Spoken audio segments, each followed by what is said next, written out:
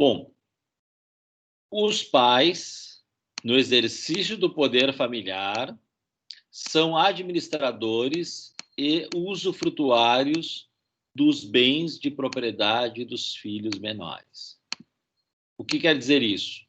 Quer dizer que os filhos, tendo patrimônio e sendo menores e não emancipados, os pais serão administradores desses bens, ambos os pais, em igualdade de condições, e serão usufrutuários, portanto, os frutos produzidos pelos bens dos filhos menores não são de propriedade dos filhos, são de propriedade dos pais, porque se presume que serão empregados no cuidado, na criação e educação dos filhos, certo? Então, vamos supor que um filho menor tenha recebido de herança lá do avô um apartamento, e esse apartamento está alugado. O aluguel desse apartamento não pertence ao filho.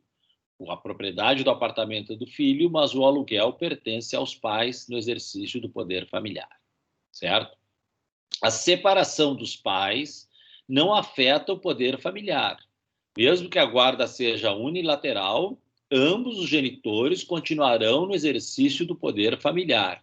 Não tem nada que ver a guarda com o poder familiar. O poder familiar é exercido pelos genitores, a guarda nem sempre é. E mesmo que a guarda seja exercido exclusivamente por um dos genitores, isso não retira o poder familiar do outro, que também continuará sendo, como eu disse aqui, administrador e usufrutuário dos bens dos filhos menores. Excluem-se dessa administração e desse usufruto, quer dizer, exceção a essa regra do 1689. Excluem-se os bens e valores. Adquiridos antes do reconhecimento. Quer dizer, quando um pai faz o reconhecimento extemporâneo de paternidade, quando ele faz o reconhecimento tardio de paternidade, os bens que esse jovem já tinha antes do reconhecimento não são de administração e de usufruto desse pai. Exatamente para evitar que ele faça o reconhecimento apenas com interesse material, apenas com interesse no patrimônio que essa criança recebeu, por exemplo, de herança, certo? Então, ela pode fazer, esse pai pode fazer o reconhecimento tardio, mas esse pai, não será administrador nem usufrutuário dos bens que essa criança já tinha antes do reconhecimento. Os bens que essa criança venha a ter depois do reconhecimento, bom, aí é normal a administração e o usufruto. Mas o que ela já tinha antes não entra na regra da administração e usufruto desses bens. O salário do maior de 16 anos também não é de administração nem de usufruto dos pais. Mas vejam, o salário do menor de 16 anos, sim, é verdade. É esse salário que esse jovem recebe com menos de 16 anos, por exemplo, num estágio ou num trabalho qualquer, é de administração e usufruto dos pais, mesmo sendo salário desse jovem, certo? Bom, doação ou sucessão com cláusula restritiva.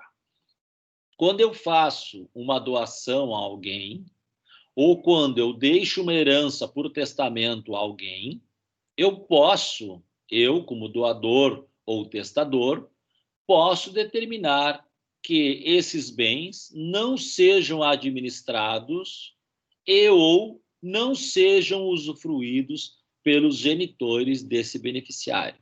Repetindo, eu quero fazer uma doação a uma criança, a um jovem, ou eu quero deixar para uma criança ou jovem uma determinada herança.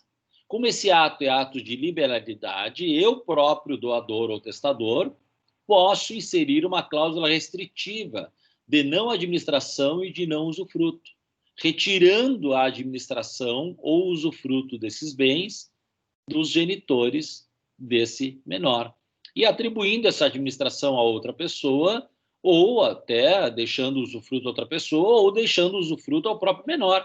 Eu posso fazer uma herança ao meu sobrinho de 10 anos, dizendo que esses bens serão administrados por outra pessoa, um outro administrador, e que os frutos desses bens serão do próprio sobrinho, por exemplo. Certo? Então, retiro a administração e o usufruto dos pais através de uma cláusula restritiva inserida no próprio ato de doação pelo doador ou no próprio testamento pelo próprio testador, por aquele que está fazendo a liberalidade. Então, ele tem, como é ato de liberalidade, ele tem capacidade de dar a hipótese legal, a administração e usufruto dos genitores. Certo? Muito bem. E os bens decorrentes da indignidade. Vejam como é difícil explicar aqui sem um quadro, né? Mas eu vou tentar explicar como funciona a questão da indignidade.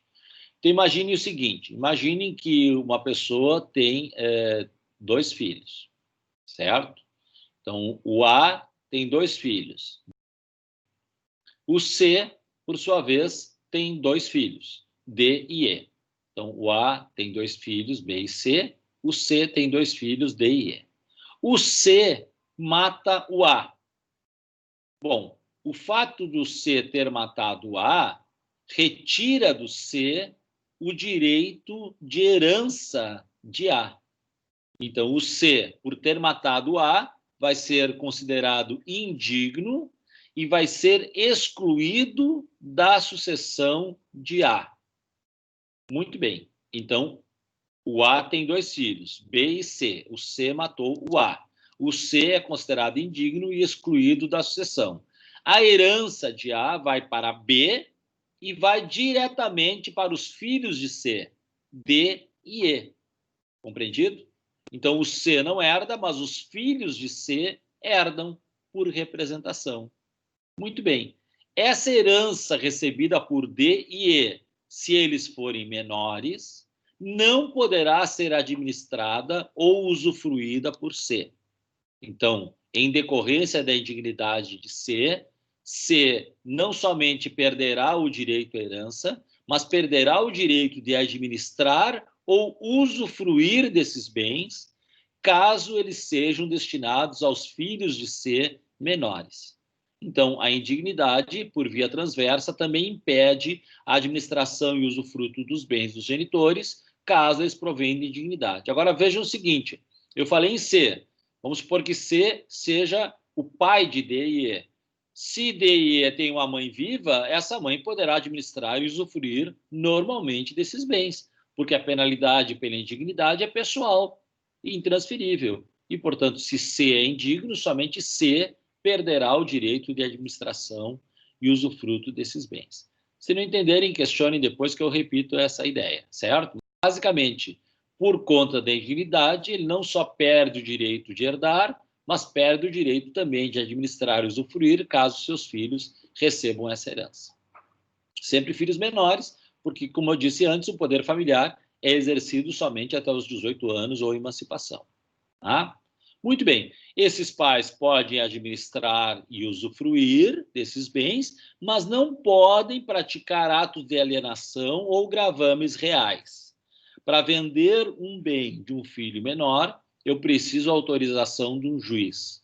Para inserir qualquer gravame real, como hipoteca, alienação fiduciária, né? Qualquer tipo de gravame, eu também preciso de penhor, por exemplo, eu também preciso de autorização judicial. Então, a administração permite que eu use a coisa para mim, que eu empreste, que eu alugue, o usufruto permite que eu retire os frutos, que os frutos sejam meus, mas não é permitido que eu faça qualquer tipo de alienação desses bens, como doação, venda, comodato, por exemplo, e também não permite que eu faça qualquer tipo de gravame real sobre esse bem, como hipoteca, penhor, alienação fiduciária e outros tantos. Certo? Então, aí eu só posso fazer mediante a autorização do juiz.